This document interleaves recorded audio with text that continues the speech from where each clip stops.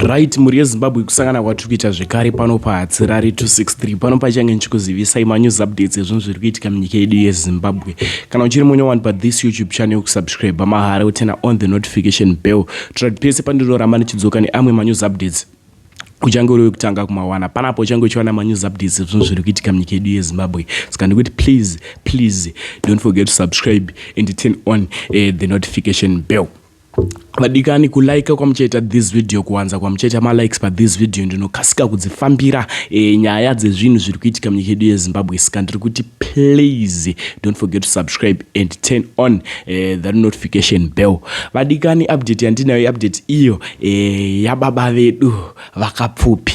Baba vedu vakapfupi sekuziva kwamuri kuzviita kuti vakasiyana nemudzimai vakarambana nemukadzi vanova mai vedu aiwo amainga varambana. Kapfupi akabuda achitaura mukadzi wangu ndiri kuziva kuti ari kudanana nemunhu ende stari yechikomba chachona ndinacho.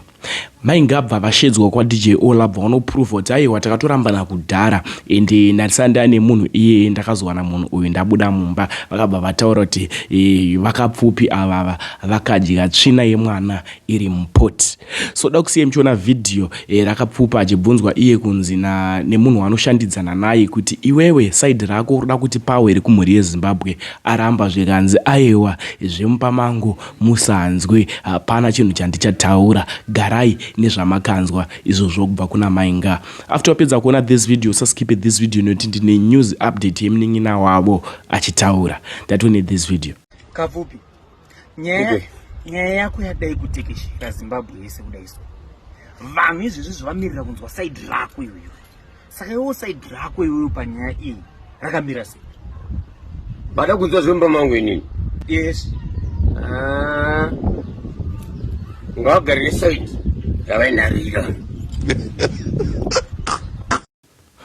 Next update iyo yasegono musician anotoimba muno munyika yeZimbabwe anoimba masong akasiyana kusanganisira yekuti musandione kunonoka danga ndichiuya. So iye Munin'ina waKapfupi parespect vaishandidzana vese doti munzwewo achitaura side rake maererano nenyaya iyi.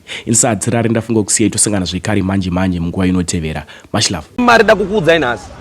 Mune problem one yekuti mukaona kuti imi machiva mukadzi because mukadzi munhu ari nyore kuconvinza. Anotanga kutokudzwa pepe unzoona iwewe urufamba uri muako aka but iwewe ako inofanira kuti mwana wako achienda kuchikoro ini ndichakutengera benzi ndoyo unofanira kufamba nayo. Handiti kuzviona varume vane mari muri kutitorera advantage yekuti tiri varombo.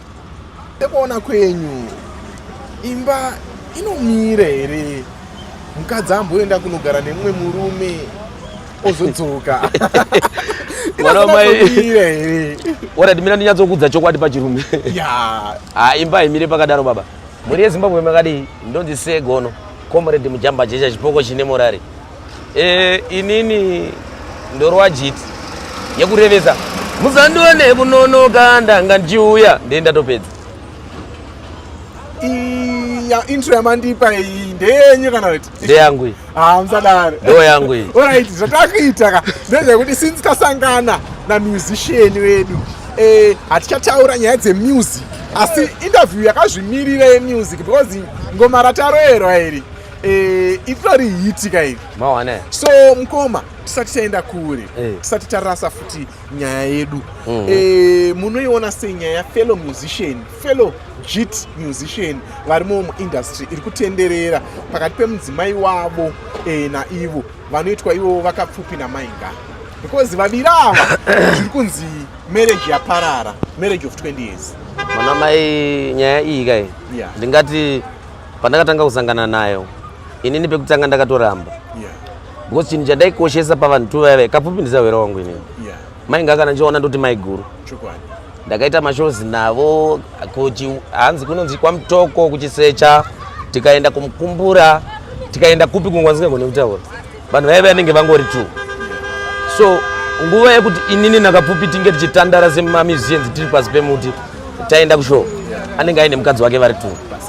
Saka nyaya yemawiri yakaita mwana wamai ndichiona pasocial media chandakatanga kuita nzani ndakomenda ndakatanga ndabvunza ndakafona kwavari ndichida kunzwa kuti zvakamira sei ndobva ndatonzi ichokwadi asi nyaya iyeyi inondibata zvakanaka mwana wamai vangu. Kana nini pamwe pangu nanhasi chandingangogone kutaura right ndechekuti zvinhu zvakawanda zvinowanika mumba hakuna imba isina makata. Asi pane pamwe pekuti mimi musati mauya nazvo kuvanhu munofanira kutanga magadzirisana muchizoona futi kuti mangwana kuuya kwamaita nazvo kuvanhu hamuchazonodzoka here matu because mukauya nazvo kwatiri isusu tichakomenda zvedu zvakasiyana mangwana tozokonai matu. Ndinoenda kutonyara kuti maiguru mainga kana kuti mukoma maikapfupi. Okay, zvakafanana nepatiri zvezvizvi maiguru mainga vari kunzi ivo vakabuda kunze vakanoita yavakanoita, asi maiguru vari kutaura kuti no, kubuda kwandakaita inini mukoma anga asisagarika naye. So sevanhu vekuti maimbosangana nawo panewo here masigns and symptoms amaimboona mukuru asiri kunatsoita zvakanaka? Handidi kunyepa mwana wamai nekuti paitika zvimwe. Inini maziviro andoita maingana Kapfupi. Kana paine zvainetsawo vaigona kunetsana kuseri kwemba tisipo. But patiri isusu vaitiratidza kunge zvinhu zvese zviri correct. Because ndingangoti kunyangwe tomboita tumaraunzi chete kuti handiti kuenda pavhenyu patoita show. Isusu nana Kapfupi takumboita maraunzi atiri kuita. Kapfupi haikwanisa kuita maraunzi iwayo mukadzi wakazipo. Zvechokwadi. So kuti nditi inini kunetsana ini handigara hangu mumba mavo, handigara ndinawo everyday zvaita Kapfupi zvakaipa pamwe dzimwe nguva zvinenge zvandipotsawo. But inini zvakanaka zvandakaona ndo zvandinongotaurawo. But semunhu asiri mukatikati memba yavo zvekunyatsoziva zvavari kunetsana kwakawanda ka. Pamwe dzimwe nguva maiguru anenge aindoda mukoma kuti vambondichisa munzeve. Apa mukoma vari kupodza nzeve vakadhakwa ameno. Nhau dzacho uriona zvadzinoita mani. Saka. Okay, imimi you're a fellow musician. Tine nyaya iri kunetsa muma streets and almost everywhere. Ma-musicians edu emuZimbabwe kunyanya ava verusambo runana sungura jiti rumwe rweso vari kuzonzi ivo pakupedzisira vari kuzoita nge vanhu vasina kutombobvira vasenza vasina kuita mahiti because takanzwa nyaya yamukoma Kapfupi vanotonzi vakaenda kuUK vakawina nama. Asi izvezvizvi maiguru anobuda vachitaura kuti nzara yechikafu yapinda mumba. Isi tichitarisa vaKapfupi ndipioneer wemusic, ndipioneer wemadhirama, munhu mukuru. Chii chiri kuitika kuma-musicians? Amubhadharwe here kumashows kwamunenge muchienda kana kuti mari makaibata munoidya muchiti mangwana muchawana imi? Mukoma wangu uda kukudzai chinowani kuma-musicians isusu ndiri kukudzai ndiri panapa. Vanhu pakusikwa takasiyana ende pakutaurwa takasiyana. Ma-musicians isusu kune vanhu vanouya muupenyu medu isusu vachiti tiri ma-promoters but vanenge vasingapromote music, vanenge vachida kudya naartist. Inini pandiri panapa segono ndikanzi gono ndoda kuenda newe kuEurope handiti ka ndo pandagara naye pasi munhu ndomuti ndezvemari iyi ndopandanzi ona shamari kuya kwatiri kuenda ndogona kuya nchikupa 2000 ende ndoziva kuti inini haikwani mari iyi. But munhu anenge auya nedhiri ndikamuti inini 2000 handikwanisi kuendera kuEurope ndinoudzwa mareasons ekuti inini ndega ndopedzera ndabvuma. Unzi mwana wamai uri kuona kuti iadvantage kuenda kuEurope iwe uchidzoka unenge wakutobhukwa chero kupika iwe. Saka inini ndozongobvuma kuti nenyaya yekuti ndiri kukwira ndege futi handiti tiri kuona hanzi ndaikwira ndege kai ndiri kukwira ndege ndodzoka. But pandodzoka paipai ndinge ndisina mari inokwana ndiri kutaurira zaidi kwangu. Kwazoitawo vamwe vekuti vakabata mari anenge achitoziva kuti nhasi panapa akabva kushow ekuextra mile wamene kana kuti kusteakhouse kwaita show nhasi atoziva kuti next Friday ndiri kuenda kuchiweshe. Saka mari iyi anoidya achiti ndichanowana imwe ndiye handichazoita naye musoro yaanowana iyo bhanzi show futi next week obata saka ndichangonodya isitenjikura hapana paunenge uchidzoka kumashureka ndopaipa kuzoti unozofa usina kana chawanzi nemunhu waita wakutanga kuti industry yakadhakwa padzimwe nguva kuri kutadza kwedu isusu. Okay, tiripo panyaya yamukoma wenyu namaiguru apa makaitarisa imimi semunin'ina mukushuwirawo kuti zvinge zvaita sei nokuti payawo apa I think mukunatsopatedzawo muchipanzwa maiguru nezuro vanga vatori kwaDJ Ola vachitaura mashoko pamusoro pamukoma, mukomawo vakataurawo mashoko pamusoro pemudzimai. Imimiwo semunin'ina muroda kuti zvifambewo sei chishuwiro? Inini maonera mwandiri kuita mwana wamai pano apa kana takutarisa vana pane vana vana vana kuroorana manje manje pane vana 4 vandotoziva kana tisingakanganisa but pavana varipo ivavo nenyaya yekungoti isusu vana vasaite nherera vanhu vaiva vainga vagadzirisana. Ndoda kumbotaura chimwe chinhu 1 isusu varume futi tine dambudziko sanike varume vane mari da kukuudzai nhasi mune problem 1 yekuti mukaona kuti imi machiva mukadzi because mukadzi munhu ari nyore kuconvinza anotanga kutokudzwa pepe nzoona iwewe urufamba uri muakwaka but iwewe ako inofanira kuti mwana wako achienda kuchikoro ini ndichakutengera benzi ndoyo unofanira kufamba naye handiti kuzviona varume vane mari muri kutitorera advantage yekuti tiri varombo musadaro hazviko zvinhu zvakadaro munoparadza upenyu hwevana nekuti rudo irori rokuti mainga atomboti isusu vane munhu waruda naye sekutaura kwa zvakaitwa handitika munhu iye uyoyo achaita rudo navo achasvika panguva yekuneta navo handitika aneta navo achavaziya vana vaive Kapfupi anenge achiti hai inini hameno because Kapfupi anenge achingoti kana ndikanodhako inini hameno hazvina basa kuti abvise stress because nhasi mukoma ndikavafonera kuti Kapfupi mboda kuti zviite ziyani kuti mukadzi wangu ndomuda but mainga naKapfupi vari 2 dai vazama kugara pasi vagadzirisana vaona zviri kuenda kumberi